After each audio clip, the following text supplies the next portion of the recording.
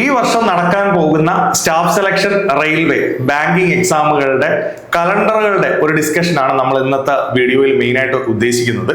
അതിന്റെ കാരണം staff selection railway banking എക്സാമുകളുടെ പരിശീലനമാണ് ദിശ അക്കാഡമി പ്രൊവൈഡ് ചെയ്യുന്നത്. അപ്പോൾ അനിൽ സാറിനോട് എനിക്ക് പറയാനുള്ളതെന്ന് വെച്ച് കഴിഞ്ഞാൽ നമ്മുടെ കുറേ വിദ്യാർത്ഥികൾ നമ്മളോട് ചോദിക്കുന്നുണ്ട്, എന്തുകൊണ്ടാണ് Disha academy staff selection railway ബാങ്കിങ്ങിന്റെ ക്ലാസ് മാത്രം പ്രൊവൈഡ് ചെയ്യുന്നത്? അതായത് ഇപ്പം വേറെ ഒരുപാട് കോമ്പറ്റേറ്റീവ് ലെവൽ എക്സാമുകൾ ഉണ്ടല്ലോ, എന്നിട്ടും നമ്മൾ എന്തുകൊണ്ടാണ് സ്റ്റാഫ് സെലക്ഷൻ റെയിൽവേ ബാങ്കിങ്ങിൽ ഫോക്കസ് ചെയ്തുകൊണ്ട് അതിന്റെ പരിശീലനം കൊടുക്കുന്നത്? അതിന് ഞാൻ തന്നെ അതിനൊരു ഉത്തരം പറയാം. അനിൽ സാറിനോട് പറയാം, ഞങ്ങൾക്ക് ഒരേ ഉത്തരം തന്നെയാണ് അതിനുള്ളത്. എന്താണ് Disha academy staff selection railway ബാങ്കിങ്ങിൽ ക്ലാസ്സുകളാണ് പ്രൊവൈഡ് ചെയ്യുന്നതെന്ന് ചോദിച്ചാൽ രണ്ട് റീസൺസ് ആണ്. വളരെ ചെറിയ പ്രായത്തിൽ തന്നെ എക്സാം ക്വാളിഫൈ ചെയ്യാൻ സാധിക്കുന്ന പരീക്ഷകളാണ് സ്റ്റാഫ് സെലക്ഷൻ റെയിൽവേ ബാങ്കിങ് എന്ന് പറയുന്നത്. നിങ്ങൾക്കറിയാം, ഈ സ്റ്റാഫ് സെലക്ഷൻ റെയിൽവേ ബാങ്കിങ് ജോലി കിട്ടിയ ആളുകളെ നോക്കിക്കഴിഞ്ഞാൽ യങ്ങർ ഏജിലുള്ള ആളുകളാണ് ഈ ജോലിക്ക് കൂടുതലും കയറിയിട്ടുള്ളത്. അപ്പോൾ അതൊരു വലിയ പാർട്ടാണ്. കാരണം ഒരുപാട് നാൾ പരീക്ഷയ്ക്ക് വേണ്ടി കാത്തിരിക്കാതെ ഒക്കെ എക്സാംസ് ക്ലിയർ ചെയ്യാൻ പറ്റുന്നു എന്നുള്ള പ്രത്യേകത. ഇനി നമ്മുടെ നാട്ടിലുള്ള മറ്റു പരീക്ഷകളെ നമ്മൾ എടുത്തു കഴിഞ്ഞു കഴിഞ്ഞാൽ, ഇപ്പോൾ പബ്ലിക് സെക്ടർ എക്സാം, നമ്മുടെ PSC നടത്തുന്ന പരീക്ഷകൾ എടുത്തു കഴിഞ്ഞു കഴിഞ്ഞാൽ അതിൻ്റെയൊക്കെ സിലബസുമായിട്ട് ഇതിന്റെ സിലബസിന് നല്ല വ്യത്യാസമുണ്ട്. നിങ്ങൾക്കറിയാം, ഒരു PSCയുടെ എക്സാം എടുത്തു കഴിഞ്ഞാൽ ഒരു 10 to 20% ഒക്കെയാണ് മാത്സ്, റീസണിങ് പോലെയുള്ള സബ്ജക്റ്റ് വരുന്നത്.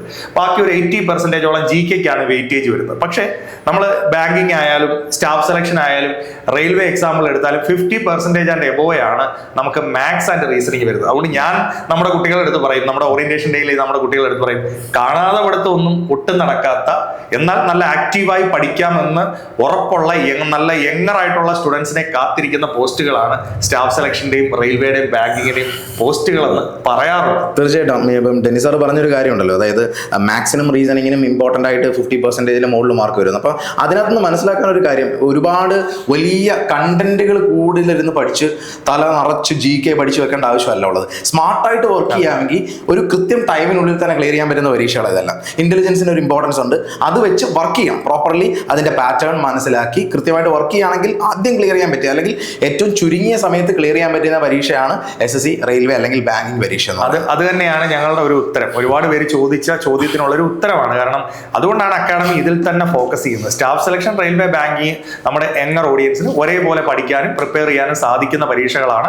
നമ്മളുടെ ക്ലാസ്സുകൾ, നമ്മുടെ യൂട്യൂബ് ചാനലിലെ ക്ലാസ്സുകൾ കണ്ടാലും നിങ്ങൾക്ക് മനസ്സിലാവും, ദിശ അക്കാഡമി ഫോക്കസ് ചെയ്യുന്നത് അതുകൊണ്ട് തന്നെ യങ്ങർ ആയിട്ടുള്ള സ്റ്റുഡൻസ്. പെട്ടെന്ന് നിങ്ങൾക്ക് ജോലി വേണോ, അല്ലെങ്കിൽ ഇതിനു വേണ്ടി ഒരുപാട് സമയമൊന്നും കളയാനില്ല. ഇന്നത്തെ പിള്ളേർക്ക് അതിനുള്ള ടൈമൊന്നും ഇല്ല. കാരണം അവരൊരു 1 വർഷം 2 വർഷം ട്രൈ ചെയ്തിട്ട് ഇത് നടപടി ആയില്ലെങ്കിൽ അവർ ഒന്നുകിൽ അവരുടേതായ പാഷനെ ചേസ് ചെയ്ത് പോകും. ഗവൺമെന്റ് ജോബ് എന്ന് പറയുന്നത് നമ്മുടെ നാട്ടിൽ ഇന്നും ഒരു വലിയൊരു കാര്യമായി ആളുകൾ കാണുന്നതാണ്. ഞാൻ അവരോട് പറയുകയും ചെയ്യാറുണ്ട്, നിങ്ങൾ ഒരുപാട് സമയമൊന്നും ഇതിന്റെ പുറകെ നടക്കേണ്ട കാര്യമില്ല. ഒരു യങ്ങർ ടൈം നിങ്ങൾ എന്ത് ചെയ്യുക, ഇതിനു വേണ്ടി ഒരു ഇയർ നിങ്ങൾ ട്രൈ ചെയ്ത് നോക്കുക. നിങ്ങളെ കൊണ്ട് പറ്റുമെങ്കിൽ വേണമെങ്കിൽ കുറച്ച് സമയം കൂടെ നിങ്ങൾ എക്സ്റ്റെൻഡ് ചെയ്ത് ട്രൈ ചെയ്തോളുക. ആ ടൈമിനകത്ത് ജോലിക്ക് കയറാൻ പറ്റുന്നു എന്നുള്ളതാണ്. ഇപ്പൊ സ്റ്റാഫ് സെലക്ഷൻ ഒക്കെ നമ്മുടെ അവിടെ വന്ന് പഠിച്ച് 6 മാസത്തിനകത്ത് ജോലിക്ക് കയറിയ ആളുകളുണ്ട്. റെയിൽവേ എക്സാമുകൾക്ക് കയറിയവരുണ്ട്, ബാങ്കിങ് എക്സാമുകൾക്ക് കയറിയവരുണ്ട്. അവരുടെ ഒരു എക്സ്പീരിയൻസ് ആണ് ഞങ്ങളെ കൊണ്ട് നിങ്ങളോട് ഇത് പറയിക്കുന്നത്. അപ്പൊ കൃത്യമായിട്ട് ഈ ഒരു കാര്യം മനസ്സിലാക്കുക. അപ്പോൾ ഇന്ന് ഇപ്പൊ നമ്മൾ ഈ വീഡിയോയിൽ വന്നത്, ഈ വർഷം ഒരുപാട് അവസരങ്ങൾ സ്റ്റാഫ് സെലക്ഷൻ റെയിൽവേ ബാങ്കിങ് എക്സാമുകളുമായിട്ട് ബന്ധപ്പെട്ട് വന്നിട്ടുണ്ട്. 2026 ഈ എക്സാമുകളുടെ എല്ലാം കലണ്ടർ ഔട്ട് ആയിട്ടുണ്ട്. അപ്പൊ നമുക്ക് ആദ്യം സ്റ്റാഫ് സെലക്ഷന്റെ ഒന്ന് പറയാമോ അനിൽ സാർ? ഒന്ന് പറയാമോ സ്റ്റാഫ് സെലക്ഷൻ 2026 എക്സാം കലണ്ടർ വന്നിട്ട് വളരെ കുറച്ച് ദിവസങ്ങളേ ആയുള്ളൂ. എല്ലാവരും സാധാരണ എല്ലാ വർഷവും ജനുവരി അല്ലെങ്കിൽ ഡിസംബർ മാസത്തിൽ തന്നെ SSC എക്സാം കലണ്ടർ വിടാറുണ്ട്. അതുപോലെ ഈ വർഷത്തെ പ്രത്യേകത എന്ന് വെച്ചാൽ, ഇപ്പോൾ ഈ സമയത്തിന് ഇന്നിപ്പം 21, 22 ഡേറ്റ് ആയി. ഈ ഡേറ്റിന് ഉള്ളിൽ തന്നെ SSCയുടെ എല്ലാ കലണ്ടറും വന്നു, റെയിൽവേയുടെ കലണ്ടർ വന്നു കഴിഞ്ഞു, ബാങ്കിങ്ങിന്റെ കലണ്ടർ വന്നു. ഇത്രയും ബെസ്റ്റ് ഓപ്പർച്യൂണിറ്റീസ്, അല്ലെങ്കിൽ ഇത്രയും എക്സാംസ്, ഒരു ആസ്പിരന്റിന് ഇത്രയും പരീക്ഷകൾ മുമ്പിൽ നിൽക്കുകയാണ്. ഞാൻ SSCയുടെ എക്സാംസിന്റെ കാര്യം പറയാം. ആദ്യം വരാൻ പോകുന്നത് നമ്മളെല്ലാവരും കാത്തിരിക്കുന്ന ഏറ്റവും ഇമ്പോർട്ടൻ്റ് ആയിട്ടുള്ള പ്രീമിയം എക്സാം ആണ്. ഫസ്റ്റ് ഒരു 3 മാസത്തെ സമയം, ജനുവരി, ഫെബ്രുവരി, മാർച്ചിൽ നോട്ടിഫിക്കേഷൻ വരും. മെയ്, ജൂൺ മാസങ്ങളിലായിട്ട് പരീക്ഷ, ടയർ 1 പരീക്ഷ നടക്കാൻ പോവാണ്.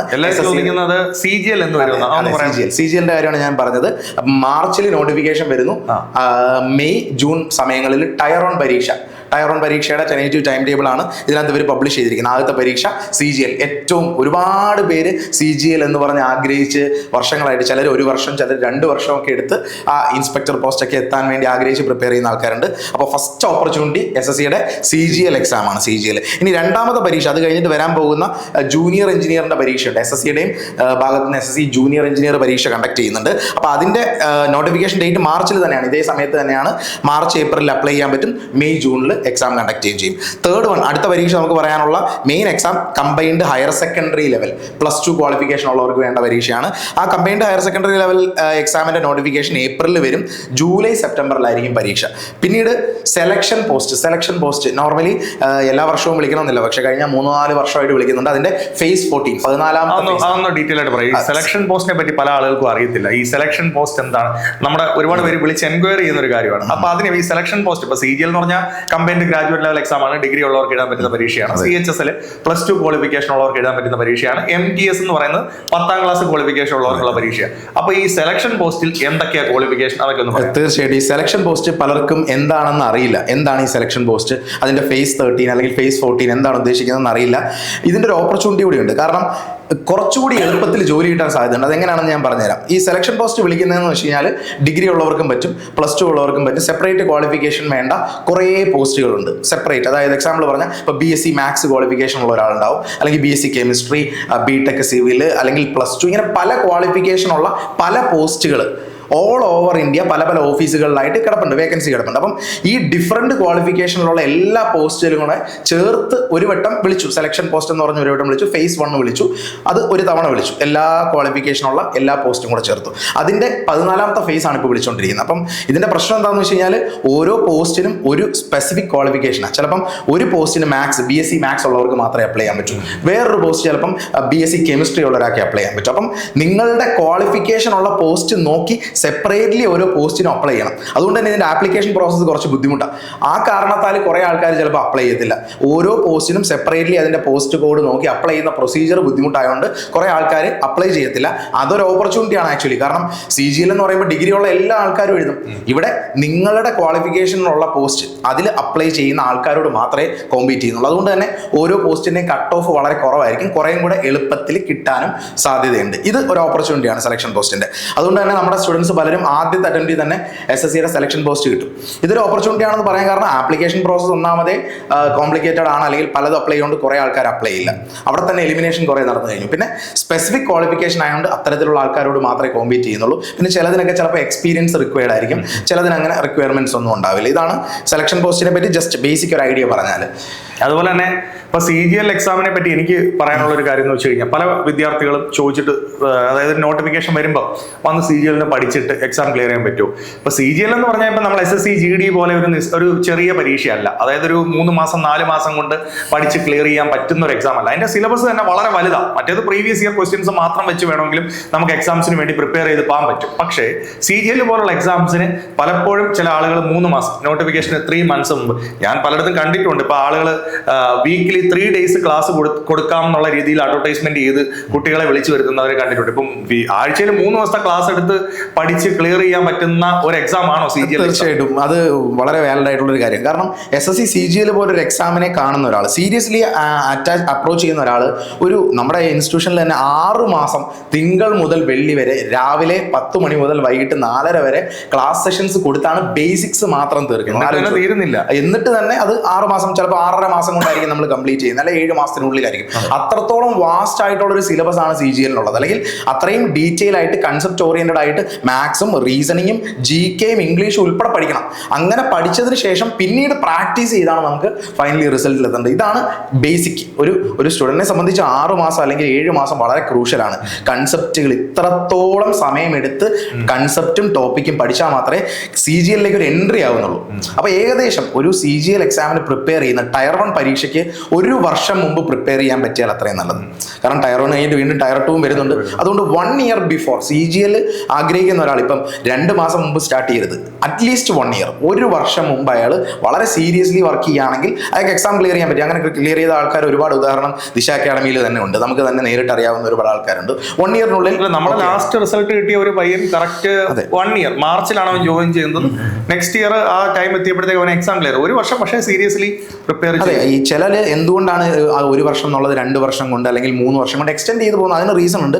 ഒന്നുകിൽ അവർ പഠിക്കുന്ന മെത്തേഡിലുള്ള ഫോൾട്ടുകളായിരിക്കും. ആയിരിക്കും. അല്ലെങ്കിൽ അവർക്ക് ബേസിക്സ് ക്ലിയർ അല്ല, ബേസിക്സ് കറക്റ്റ് അല്ല, അവർ എക്സാം ഓറിയന്റഡ് ആയിട്ട് എക്സാം വരുമ്പോൾ ചാടിക്കയറി കുറേ കാര്യങ്ങൾ പഠിക്കുന്നത്. ഇത് തന്നെയാണ്. അല്ലെങ്കിൽ അവർ സ്മാർട്ടായിട്ടല്ല വർക്ക് ചെയ്യുന്നത്, അവർ വർക്ക് ചെയ്യുന്നത് സ്മാർട്ടായിട്ടല്ല, വർക്ക് ചെയ്യുന്നത് സ്മാർട്ടായിട്ടാണ്.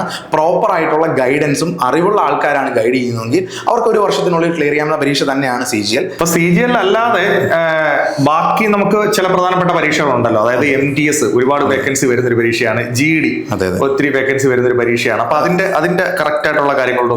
MTSന്റെ നോട്ടിഫിക്കേഷൻ വരാതിരിക്കുന്നത് ജൂണിലാണ്. ഈ വർഷം ജൂണിൽ നോട്ടിഫിക്കേഷൻ വരും. അതുപോലെ സെപ്റ്റംബർ ഒക്ടോബറിൽ പരീക്ഷ നടക്കും. ഒറ്റ സ്റ്റേജ് പരീക്ഷയേ ഉള്ളൂ, ഒറ്റ സ്റ്റേജ്, സിംഗിൾ സ്റ്റേജ് എക്സാം ആണ്. അതുകൊണ്ട് പെട്ടെന്ന് തന്നെ ക്രാക്ക് ചെയ്യാൻ പറ്റുന്നതാണ്. 1 ഇയറിനുള്ളിൽ തന്നെ ഒരുപക്ഷെ ക്രാക്ക് ചെയ്യാൻ പറ്റുന്ന ഒരു പരീക്ഷയാണ് MTS. പിന്നീട് ഡെന്നി സാർ ഇപ്പോൾ പറഞ്ഞു SSC GD 2026 അടുത്ത വർഷത്തേക്കുള്ള GDയുടെ നോട്ടിഫിക്കേഷൻ വരാൻ പോകുന്നത് സെപ്റ്റംബറിൽ. ആലോചിച്ചോളൂ, സെപ്റ്റംബറിലാണ്. ജനുവരി ടു മാർച്ച് സമയത്ത് പരീക്ഷ നടക്കും. അടുത്ത വർഷം ജനുവരി, അതായത് ഒരു വർഷം ഇപ്പൊ കറക്റ്റ് GD പ്രിപ്പറേഷൻ ഉണ്ട്. GD ശരിക്കും നമുക്ക് ഗ്യാരണ്ടീഡ് ആയിട്ട് എക്സാം നമുക്ക് ക്ലിയർ ചെയ്യാൻ പറ്റുന്ന ഒരുവിധ ആവറേജ് ആയിട്ടുള്ള സ്റ്റുഡൻസിന് പോലും പറ്റുന്ന പരീക്ഷയാണ് GD എന്ന് വെച്ചാൽ. എൻ്റെ സിലബസ് വലിയൊരു സിലബസ് ഒന്നുമല്ല, ചെറിയ സിലബസ് ആണ്.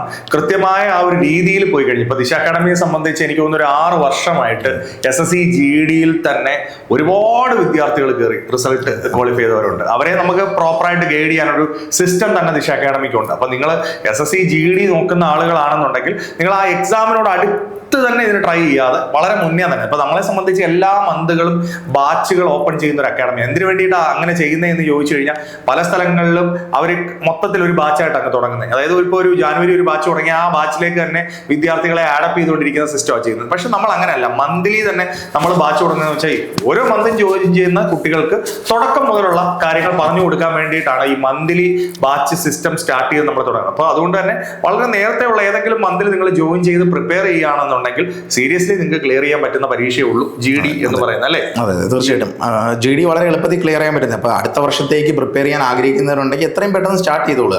അല്ലാതെ അവസാനത്തെ ഒരു മാസം വന്ന് പെട്ടെന്ന് വേണമെന്ന് പറഞ്ഞാൽ ഒരുപക്ഷെ അവർക്കും പറ്റിയിട്ടുണ്ടാവില്ല. ഒരു 6 മാസമെങ്കിലും വളരെ കൃത്യമായിട്ട് പഠിക്കണം. തീർച്ചയായിട്ടും ബേസിക്സ് ഇല്ലാത്തവരാണെങ്കിൽ ഉറപ്പായിട്ടും അതിൽ കൂടുതൽ സമയം പഠിക്കേണ്ടി വരും. ഒരു വർഷം മോർ ദാൻ എനഫ് എന്ന് വേണമെങ്കിൽ പറയാം. മോർ ദാൻ എനഫ്, ഗ്യാരണ്ടീഡ് ആയിട്ട് പഠിക്കാൻ പറ്റുന്ന സമയമാണ്. ഇനിയും 2 പരീക്ഷകളൂടെ നമ്മൾ പറയാനുണ്ട്. മെയിൻ ആയിട്ടുള്ളത് സ്റ്റെനോഗ്രാഫർ എക്സാം നോട്ടിഫിക്കേഷൻ വരാൻ പോകുന്നത് ഏപ്രിലാണ്. നോട്ടിഫിക്കേഷൻ വരാൻ പോകുന്നത്, എക്സാം വരാൻ പോകുന്നത് ഓഗസ്റ്റ് സെപ്റ്റംബറിലാണ്. ഈ സ്റ്റെനോഗ്രാഫറിന്റെ പ്രത്യേകത വെറും +2 ക്വാളിഫിക്കേഷൻ ഉള്ളവർക്ക് തന്നെ അപ്ലൈ ചെയ്യാം, എഴുതാം. പക്ഷേ രണ്ടാമത്തെ ഒരു സ്കിൽ ടെസ്റ്റ് ഉണ്ട്. ആ എക്സാം പാസ്സാവുകയാണെങ്കിൽ സെക്കൻഡ് സ്റ്റേജിൽ ഒരു സ്റ്റെനോഗ്രഫി സ്കിൽ ടെസ്റ്റ് ഉണ്ട്. അതുകൊണ്ട് സ്റ്റെനോഗ്രഫി അറിയുന്നവർക്ക് മാത്രം ഉള്ള പരീക്ഷയാണെന്ന് പറയാം. പക്ഷേ +2 ക്വാളിഫിക്കേഷൻ ഉള്ളവർ എഴുതാനും പറ്റും. ജോലി കിട്ടാൻ വേണ്ടി സ്റ്റെനോഗ്രഫിയും കൂടി അറിയണം എന്നൊരു കാര്യം കൂടിയുണ്ട്. അത്യാവശ്യം നല്ല പോസ്റ്റിംഗ്സ് ആണ്, നല്ല പോസ്റ്റുകളാണ് ഇത് ഓഫർ ചെയ്യുന്നത്. സോ അതൊരു ഓപ്പർച്യൂണിറ്റിയാണ്. ഒരു പരീക്ഷ കൂടിയുണ്ട്, Delhi police, sub inspector in Delhi police and CAPF, central armed police force, central police organisation, CPO എന്ന് നമ്മൾ പറയും. അതിന്റെ നോട്ടിഫിക്കേഷൻ വരാൻ പോകുന്നത് മെയിൽ നോട്ടിഫിക്കേഷൻ വരും. ഒക്ടോബർ നവംബറിൽ അതിന്റെ എക്സാം ഉണ്ട്. യൂണിഫോം പോസ്റ്റ് ആണ് വീണ്ടും. അപ്പൊ ഇത്രയും പരീക്ഷകളാണ് സ്റ്റാഫ് സെലക്ഷന്റെ സൈഡിൽ നിന്ന് 2026. അപ്പൊ ഈ വർഷം നടക്കുന്ന സ്റ്റാഫ് സെലക്ഷന്റെ എക്സാമുകളുടെ ഒരു ഡീറ്റെയിൽ ആയിട്ട് ഒരു അനാലിസിസ് നിങ്ങൾക്ക് മനസ്സിലായി, അല്ലെങ്കിൽ എങ്ങനെ പ്രിപ്പയർ ചെയ്യണമെന്ന് വിചാരിക്കുന്നു. അതേപോലെ തന്നെയാണ് റെയിൽവേ സ്റ്റാഫ് സെലക്ഷൻ പ്രിപ്പയർ ചെയ്യുന്ന എല്ലാ ആളുകൾക്കും റെയിൽവേയുടെ പരീക്ഷകൾ അതിനോടൊപ്പം തന്നെ നോക്കാൻ പറ്റും. കാരണം റെയിൽവേയുടെ സിലബസിലുള്ള ഒരു വലിയ വേരിയേഷൻ എന്താ വെച്ചാൽ ഇംഗ്ലീഷ് എന്ന് പറഞ്ഞൊരു സബ്ജക്ട് റെയിൽവേയിലില്ല. പകരം ഒരു സയൻസ് സബ്ജക്ട്സുകൾക്ക് കുറച്ചുകൂടെ, അതായത് ഫിസിക്സ്, കെമിസ്ട്രി, ബയോളജി സബ്ജക്റ്റുകൾക്ക് കുറച്ചുകൂടെ വെയിറ്റേജ് കൊടുത്തിരിക്കുകയാണ്. മാത്സ്, റീസണിങ് സ്റ്റാഫ് സെലക്ഷനിൽ ഉള്ളതുപോലെ തന്നെ പഠിക്കണം. അതുപോലെ തന്നെ GK പഠിക്കണം. സയൻസ് സബ്ജക്റ്റുകൾക്ക് കുറച്ചുകൂടി വെയിറ്റേജ് കൊടുത്തിട്ടുണ്ടെന്നുള്ളതാണ് പ്രധാനമായിട്ടുള്ള ഒരു വ്യത്യാസം. യഥാർത്ഥത്തിലൊരു ഫാക്ട് മനസ്സിലാക്കുകയാണെങ്കിൽ SSCയുടെ പരീക്ഷകൾക്ക് വളരെ സിൻസിയർ ആയിട്ട് സീരിയസ്ലി പ്രിപ്പയർ ചെയ്യുന്ന ഒരാൾക്ക് റെയിൽവേക്ക് സെപ്പറേറ്റ് പ്രിപ്പറേഷൻ്റെ ആവശ്യമില്ല എന്നുള്ളത് തന്നെയാണ് ഫാക്ട്. കാരണം സിലബസിൽ വ്യത്യാസമില്ല എന്ന് മാത്രമല്ല, GK കുറച്ചുകൂടി വെയിറ്റേജ് ഉണ്ടെന്നേ ഉള്ളൂ. സിലബസിൽ വ്യത്യാസമില്ല, പഠിക്കുന്ന കാര്യങ്ങൾ രണ്ടിനും കോമൺ ആണ്. അപ്പോൾ GK കുറച്ചുകൂടി സ്ട്രോങ്ങർ ആക്കിയാൽ, അല്ലെങ്കിൽ കുറച്ചുകൂടെ പ്രീവിയസ് ഇയർ ക്വസ്റ്റ്യൻസ് നോക്കിയാൽ നല്ലത്. ഈ ഒരു വ്യത്യാസം മാത്രമേ റെയിൽവേയിൽ വരുന്നുള്ളൂ. അപ്പോൾ റെയിൽവേയുടെ എക്സാം കലണ്ടറുമായിട്ട് ബന്ധപ്പെട്ട ഏതൊക്കെ നോട്ടിഫിക്കേഷൻസ് ആണ്? റെയിൽവേയുടെ കലണ്ടർ നോക്കുകയാണെങ്കിൽ ഇപ്പൊ ഏറ്റവും അട്രാക്റ്റീവ് ആയിട്ട് പറയാനുള്ളതെന്ന് വെച്ച് കഴിഞ്ഞാൽ ഈ മാസം 31-ാം തീയതി നമ്മുടെ ഗ്രൂപ്പ് ഡിയുടെ നോട്ടിഫിക്കേഷൻ 22,000 വേക്കൻസിയിലാണ് വരാൻ പോകുന്നത്. അതായത് ഫെബ്രുവരി ഒരു മാസം ഉണ്ട് നമുക്ക് അതിന് അപ്ലൈ ചെയ്യാനൊക്കെ ഉള്ള ടൈമുണ്ട്. അത് 10ാം ക്ലാസ് ക്വാളിഫിക്കേഷനും 18 വയസ്സ് മുതൽ 33 വയസ്സ് വരെ ഉള്ളവർക്ക് അപ്ലൈ ചെയ്യാൻ പറ്റുന്നത്. അതുകൊണ്ട് ഈ വീഡിയോ കാണുന്ന ഒരുവിധപ്പെട്ട എല്ലാ ആളുകൾക്കും ഈ എക്സാമിന് അപ്ലൈ ചെയ്യാൻ പറ്റും. ഗ്രൂപ്പ് ഡി എക്സാമിന് അപ്ലൈ ചെയ്യാൻ പറ്റും. 22,000 വേക്കൻസിയാണ് വന്നിരിക്കുന്നത്. അതൊരു ഒറ്റ ടയർ പരീക്ഷ മാത്രമേ ഉള്ളൂ, 2 പരീക്ഷകളൊന്നുമില്ല, ഒരു സിംഗിൾ എക്സാം ആണ്. ആ എക്സാം ക്ലിയർ ചെയ്യുന്നവർക്ക് ചെറിയ ഒരു ഫിസിക്കൽ പ്രാക്ടീസ് കൂടി അതിനകത്ത് വരുന്നുണ്ട്. അതുകൂടെ കഴിയുകയാണെങ്കിൽ ഉറപ്പായിട്ടും നമുക്ക് റെയിൽവേ റിക്രൂട്ട്മെന്റ് ബോർഡ് എന്ന് പറയുന്ന ഒരു വലിയ ജോബ് ഓപ്പർച്യൂണിറ്റി തരുന്ന ഒരു ഏരിയയിലേക്ക്, റെയിൽവേയിലേക്ക് കയറണം എന്നുള്ള ആഗ്രഹത്തിൽ നടക്കുന്ന ആളുകൾക്ക് ഏറ്റവും ബെറ്റർ ആയിട്ടുള്ള ഓപ്ഷനാണ് റെയിൽവേ ഗ്രൂപ്പ് ഡി. അതിന്റെ നോട്ടിഫിക്കേഷൻ വരാൻ പോകുന്നതാണ് ഞാനത് ഗ്രൂപ്പ് ഡി എടുത്തു പറഞ്ഞത്. ഇത് കൂടാതെ വരുന്ന പരീക്ഷകൾ എന്ന് വെച്ചാൽ NTPC, non technical popular category exams ഉണ്ട്. RRB ടെക്നിക്കൽ സൈഡുകളിൽ നിന്ന് വിളിക്കുന്ന പരീക്ഷയാണ് JEE, junior engineer exam, ALP loco pilot exam, അതുപോലെ ടെക്നീഷ്യൻ പരീക്ഷകൾ പോലെയുള്ള എക്സാമുകൾ. അതിൽ തന്നെ റെയിൽവേയിലെ ഫോഴ്സിന്റെ ബേസ് ചെയ്തിട്ടുള്ള പരീക്ഷ റെയിൽവേ പ്രൊട്ടക്ഷൻ ഫോഴ്സ്. അപ്പൊ RPF ആക്ച്വലി ഈ കഴിഞ്ഞ വർഷം ഒരു നോട്ടീസ് വന്നിരുന്നു, RPF-ന്റെ പരീക്ഷ ഇനി മുതൽ SSC ആണ്, സ്റ്റാഫ് സെലക്ഷൻ കമ്മീഷൻ ആണ്. പക്ഷേ അതിന്റെ അപ്ഡേറ്റ്സ് വന്നിട്ടില്ല. ഈ വർഷം ഇനി അടുത്ത ഒരു നോട്ടിഫിക്കേഷൻ നമുക്ക് എക്സ്പെക്ട് ചെയ്യാം, SSC-യുടെ ഭാഗത്ത് നിന്ന് റെയിൽവേ പ്രൊട്ടക്ഷൻ ഫോഴ്സിന്റെ നോട്ടിഫിക്കേഷൻ. അപ്പൊ ഈ വർഷം ഇത്രയും റെയിൽവേ പരീക്ഷകളാണ് പ്രധാനമായിട്ട് വരാൻ പോകുന്നത്. ഒട്ടനെ വരുന്നത് ഗ്രൂപ്പ് ഡി ആണ്. അത് കഴിഞ്ഞിട്ട് ഈ വരുന്ന എല്ലാ പരീക്ഷകളും ഉണ്ട്. JEE ഉണ്ട്, ALP ഉണ്ട്. ആദ്യം വരാൻ പോകുന്നത്, അത് കഴിഞ്ഞിട്ട് വരാൻ പോകുന്നത് loco pilot, assistant loco pilot ആണ് ആദ്യം വരുന്നത്. അതിനുശേഷം ടെക്നീഷ്യന്റെ നോട്ടിഫിക്കേഷൻ ഓർഡർ വന്നു കഴിഞ്ഞു. ഇപ്പം റെയിൽവേയുടെ ഭാഗത്ത് നിന്ന് ഔട്ട് ആയിട്ടുണ്ട്. നമ്മുടെ ഈ ഒരു വർഷത്തെ റെയിൽവേയുടെ എക്സാമിന്റെ കലണ്ടറിൽ ഒരു ഓർഡർ ഉണ്ട്. ആ ഓർഡർ എന്ന് പറയാം. ഓർഡറിൽ ആദ്യം വരുന്നത് അസിസ്റ്റന്റ് ലോക്കോ പൈലറ്റ് ആണ്, അതിനുശേഷം ടെക്നീഷ്യൻ, അതിനുശേഷമാണ് NTPC non technical popular category, degree ലെവലും വിളിക്കും അല്ലെങ്കിൽ അണ്ടർ ഗ്രാജുവേറ്റ് ലെവലും വിളിക്കും, രണ്ടും വരുന്നുണ്ട്. പിന്നീട് ജൂനിയർ എഞ്ചിനീയർ വരുന്നുണ്ട്. ഇതിന് ശേഷം പാരാമെഡിക്കൽ. ഇത്രയും ഓരോ ടൈം ലൈൻ പറഞ്ഞിട്ടാണ് വരുന്നത്. ലാസ്റ്റ് ഏറ്റവും അവസാനം ഒക്ടോബർ ടു ഡിസംബർ സമയത്താണ് ഗ്രൂപ്പ് ഡി പരീക്ഷ വീണ്ടും വരാൻ 2027 അടുത്ത വർഷത്തേക്കുള്ള 2026 വർഷത്തെ നോട്ടിഫിക്കേഷൻ വരുന്നത് അവസാനമാണ്. അപ്പൊ 2 ഗ്രൂപ്പ് ഡി ഒരു വർഷം വരുമെന്നാണ് ഇപ്പൊ പറയുന്നത്. അപ്പോൾ ആക്ച്വലി സ്റ്റാഫ് സെലക്ഷൻ റെയിൽവേ എക്സാമുകൾ നോക്കുന്നവരെ സംബന്ധിച്ച് ഒരുപാട്, ഏകദേശം ഒരു 2 ലക്ഷത്തോളം അവസരങ്ങൾ റെയിൽവേയുടെയും SSC-യുടെയും സൈഡിൽ നിന്നുണ്ട്. ഈ ഓപ്പർച്യൂണിറ്റി മനസ്സിലാക്കി ഞാൻ പറഞ്ഞതുപോലെ ഒരുപാട് സമയമൊന്നും നമ്മൾ വർഷങ്ങളോളം പഠിച്ചുകൊണ്ടിരിക്കുന്ന സിസ്റ്റം ഒന്നും ആക്ച്വലി നല്ലതല്ല. ഒരു ഗവൺമെന്റ് ജോബിന് പ്രിപ്പയർ ചെയ്യുന്ന ഒരാളെ സംബന്ധിച്ച് നമ്മളിങ്ങനെ വർഷങ്ങളോളം എക്സാമിന് പ്രിപ്പയർ ചെയ്യുക, ഇപ്പോൾ 30-ാമത്തെ 35-ാമത്തെ വയസ്സിൽ ഒരു ജോലിക്ക് കയറുക എന്ന് പറയുന്നത് ഒരു ഐഡിയൽ ആയിട്ടുള്ള ഒരു കാര്യമല്ല. നമ്മുടെ ലൈഫിലെ ഏറ്റവും പ്രധാനപ്പെട്ട ടൈമുകളെല്ലാം അതിനകത്ത് കഴിഞ്ഞു പോയിട്ടുണ്ടാവും. അപ്പോൾ സ്റ്റാഫ് സെലക്ഷൻ റെയിൽവേ എക്സാമുകളുടെ പ്രത്യേകത, നിങ്ങൾ സീരിയസ്ലി 1 or 2 years അതിന് വേണ്ടി കളഞ്ഞ് പ്രിപ്പയർ ചെയ്യുകയാണെങ്കിൽ യങ്ങർ ഏജിൽ ജോലി കിട്ടുന്നു. നമ്മുടെ ലൈഫിലെ പ്രധാനപ്പെട്ട കാര്യങ്ങളിലൂടെ എല്ലാം നമുക്ക് കടന്നു പോകാൻ പറ്റും. ഇനി അതല്ല നിങ്ങൾക്ക് അത് പറ്റുന്നില്ല എന്നുണ്ടെങ്കിൽ, നമ്മളിപ്പോൾ സ്റ്റാഫ് സെലക്ഷൻ റെയിൽവേയുടെ കോച്ചിങ് നടത്തുന്ന അക്കാഡമി ആണെങ്കിൽ പോലും, അല്ലെങ്കിൽ ബാങ്കിങ് അക്കാഡമി ആണെങ്കിൽ പോലും, നമ്മൾ ഒരിക്കലും ഫോഴ്സ് ചെയ്യുന്നില്ല. നിങ്ങൾ ഇത് ഗവൺമെന്റ് ജോബ് ആണ് നിങ്ങളുടെ ഏറ്റവും ഒരു ലാസ്റ്റ് ചോയ്സ് എന്ന് പറയുന്നില്ല. നിങ്ങൾ ട്രൈ ചെയ്ത് നോക്കുക. നിങ്ങൾക്ക് പാഷൻ ഉണ്ടെങ്കിൽ ഡെഫിനറ്റ്ലി 1 or 2 yearsനകത്ത് പെട്ടെന്ന് ജോലിക്ക് കയറാൻ പറ്റുന്നു എന്നുള്ളതാണ് ഈ ജോബിന്റെ കാര്യം. കാരണം ഒരുപാട് പേർക്ക് ഇതിന്റെ അവസരങ്ങൾ അറിയത്തില്ല. അതെ, തീർച്ചയായിട്ടും SSC RRB പരീക്ഷ പല തരത്തിലുള്ള സ്റ്റുഡൻസ് ഉണ്ട്. ചില സ്റ്റുഡൻസ് ചിലപ്പോൾ ഒരുപാട് വർഷങ്ങൾ എടുത്തായിരിക്കും, 1, 2, 3 വർഷം എടുത്ത് എക്സാം ക്ലിയർ ചെയ്യുന്ന ആൾക്കാരുണ്ട്. ഒരു വർഷത്തിൽ താഴെയുള്ള സമയം യൂസ് ചെയ്ത് പ്രിപ്പയർ ചെയ്ത് ക്ലിയർ ചെയ്യുന്നവരുണ്ട്. അപ്പം ഇവർ തമ്മിലുള്ള വ്യത്യാസം പലപ്പോഴും ഞാൻ ഒബ്സർവ് ചെയ്യാറുള്ള വ്യത്യാസമുണ്ട്. ഇപ്പം വളരെ സ്മാർട്ടായിട്ട് ഒരു ന്യൂമറിക്കൽ എബിലിറ്റി ഉള്ളൊരു സ്റ്റുഡൻറ്റ്, ന്യൂമറിക്കൽ എബിലിറ്റി എന്ന് പറയുമ്പോൾ മാത്തമാറ്റിക്കൽ സ്കില്ലുകളും അത്യാവശ്യം റീസണിങ് എബിലിറ്റി ഒക്കെ ഉള്ള ഒരാൾ പ്രിപ്പറേഷനിലേക്ക് വരികയാണെങ്കിൽ, അയാൾ വളരെ സ്മാർട്ടായിട്ട് ഓർഗനൈസ്ഡ് ആയിട്ട് പഠിക്കുകയാണെങ്കിൽ 1 yearനുള്ളിൽ ക്ലിയർ ചെയ്യാം. ഇനി ബേസിക്സ് ഒന്നും കറക്റ്റ് അല്ല, ഒന്നും അറിയില്ല, ഫ്രം 0 ആണ് പഠിച്ചു തുടങ്ങുന്നത്, അയാൾ അത്രത്തോളം ഇന്റലിജന്റ് അല്ല, പഠിച്ചെടുക്കാൻ സമയം എടുക്കുന്നു, അങ്ങനെ പറയുന്ന ആൾക്കാരാണ് പലപ്പോഴും 1 വർഷത്തിന് മുകളിൽ 2 വർഷമോ 3 വർഷമോ ഒക്കെ എടുക്കുന്നത്. സ്മാർട്ട് പ്രിപ്പറേഷൻ സ്ട്രാറ്റജി ഉണ്ടെങ്കിൽ 1 year അല്ലെങ്കിൽ മാക്സിമം 1.5 years, 1.5 വർഷം ഇസ് മോർ ദാൻ എനഫ് എന്ന് തന്നെ പറയാം. ഇത് ടൈം വേസ്റ്റ് ചെയ്യുന്നതനുസരിച്ച് നീണ്ടുപോകും. ചിലർ 6 മാസം ഉഴപ്പിയിട്ട് പിന്നീട് ബ്രേക്ക് എടുത്തിട്ടായിരിക്കും സ്റ്റാർട്ട് ചെയ്യുന്നത്. അവർക്ക് ഒരുപക്ഷെ പറ്റിയ പരീക്ഷയാണെന്ന് ഞാൻ പറയുന്നില്ല, അവർ സമയം എടുത്തേക്കും. ഇനി മറ്റൊരു പരീക്ഷയെ പറ്റി നമ്മൾ പറഞ്ഞില്ല, നമ്മൾ ഇനി ബാങ്കിങ് പരീക്ഷകൾ അതുകൂടെ പറയാനായിട്ട്. ഇപ്പൊ നമ്മൾ സ്റ്റാഫ് സെലക്ഷൻ പറഞ്ഞു, റെയിൽവേ പറഞ്ഞു, ഇനി പറയാനായിട്ടുള്ളത് ബാങ്കിങ് എക്സാമുകളെ കുറിച്ചാണ്. ബാങ്കിങ് എക്സാംസ് എന്ന് പറയുമ്പോൾ ഇതുപോലെ തന്നെ നമുക്ക് ക്ലറിക്കലും അതുപോലെ തന്നെ പ്രൊബോഷണറി ഓഫീസർ പരീക്ഷ, PO-യുടെ പരീക്ഷകൾ, കൂടാതെ സ്പെഷ്യലിസ്റ്റ് ഓഫീസർ, അങ്ങനെ കുറെ പരീക്ഷകളുണ്ട്. അപ്പൊ മെയിൻലി ഇപ്പൊ ക്ലറിക്കൽ എക്സാംസും PO എക്സാംസും നമ്മൾ ഒരുപാട് കേൾക്കുന്ന പരീക്ഷകളാണ്. അപ്പൊ ഇതിന്റെയും ഒരു കലണ്ടർ ഈ വർഷം വന്നിട്ടുണ്ട്. ഇപ്പൊ IBPS എന്ന് പറയുന്ന ബോഡിയുടെ ഒരു കലണ്ടർ വന്നിട്ടുണ്ട്. അതുപോലെ തന്നെ സ്റ്റേറ്റ് ബാങ്ക് ഓഫ് ഇന്ത്യയുടെ എക്സാം നടക്കുന്ന ഡേറ്റ് ഏകദേശം നമുക്കറിയാം. അതുപോലെ റീജിയണൽ റൂറൽ ബാങ്കിന്റെ എക്സാമിന്റെ ഡേറ്റ് അറിയാം. അപ്പൊ ഏകദേശം ഞാൻ കൃത്യമായിട്ട് അതിന്റെ ഒരു ഡേറ്റ് വേണമെങ്കിൽ നിങ്ങൾക്ക് പറഞ്ഞുതരാം. August, September ടൈമുകളിലാണ് ഈ എക്സാമുകളെല്ലാം നടക്കാൻ പോകുന്നത്. അതായത് IBPS-ന്റെ ആണെങ്കിലും സ്റ്റേറ്റ് ബാങ്ക് ഓഫ് ഇന്ത്യയുടെ ആണെങ്കിലും ക്ലറിക്കൽ PO പരീക്ഷകളൊക്കെ നടക്കുന്ന ഡേറ്റ് എന്ന് പറയുന്നത് July, August ആ ഒരു ടൈമാണ്. അതായത് ഇപ്പോൾ നിങ്ങൾ പ്രിപ്പയർ ചെയ്യുന്ന ഒരാൾക്ക് ഒരു 6 മാസത്തെ സമയം ഈ എക്സാമിന് വേണ്ടി പ്രിപ്പയർ ചെയ്യാനായിട്ടുണ്ട്. അത് വലിയൊരു കാര്യമാണ്. കാരണം ബാങ്കിങ് എക്സാം എക്സാംസിനെ സീരിയസ് ആയി കണ്ട് പഠിക്കുന്നവരാണെങ്കിൽ ഏറ്റവും വലിയ അഡ്വാൻറ്റേജ് ഇതിനുള്ളതെന്ന് വെച്ചാൽ മാത്സ്, റീസണിങ്, അതുപോലെ തന്നെ ഇംഗ്ലീഷ്, ഈ പറയുന്ന 3 സബ്ജക്റ്റുകളെ നമ്മുടെ പ്രിലിംസിന് വരുന്നുള്ളൂ, ഫസ്റ്റ് സ്റ്റേജിൽ വരുന്നുള്ളൂ. ടയർ 2 വരുമ്പോഴാണ് GK, കറണ്ട് അഫയേഴ്സ് പോലെയുള്ള അല്ലെങ്കിൽ ബാങ്കിങ് അവയർനെസ് പോലെയുള്ള സാധനങ്ങൾ വരുന്നുള്ളൂ. അപ്പോൾ ടയർ 1 പഠിക്കുന്ന ഒരു വിദ്യാർത്ഥിയെ സംബന്ധിച്ച് മാത്സ്, റീസണിങ്, ഇംഗ്ലീഷ് 3 സബ്ജക്റ്റും ഒരേപോലെ നിങ്ങൾ സീരിയസ് ആയി പഠിക്കാൻ തയ്യാറാണെങ്കിൽ ഒരു യങ്ങർ ആയിട്ടുള്ള ഓഡിയൻസ്, ഇത് അറിയാലോ, ഇതിലും ഒരുപാട് ഏജ് പോകുന്നില്ല. പല ആളുകളും ചോദിക്കുന്ന ഒരു കാര്യമാണ് കേട്ടോ. നമ്മുടെ അക്കാഡമിയിൽ വരുന്ന, അല്ലെങ്കിൽ എന്നോട് തന്നെ പേഴ്സണലി ചോദിച്ചിട്ടുണ്ട്, ഈ സ്റ്റാഫ് സെലക്ഷനും ബാങ്കിങ് എക്സാംസുകളൊക്കെ എന്താണ് ഒരു 38 വയസ്സ് വരെ ഏജ് കൊടുക്കാത്തത്? സത്യം പറഞ്ഞാൽ എന്തിനാ അത്രയും നാളത്തെ ഏജ് തരുന്നത്? ഞാൻ നിങ്ങളോട് ആദ്യം പറഞ്ഞ ഉത്തരം തന്നെയല്ലേ, നമുക്കൊരു 30 അല്ലെങ്കിൽ 32 വയസ്സ് വരെ മാക്സിമം നമുക്ക് ഏജ് ലിമിറ്റ് മതി.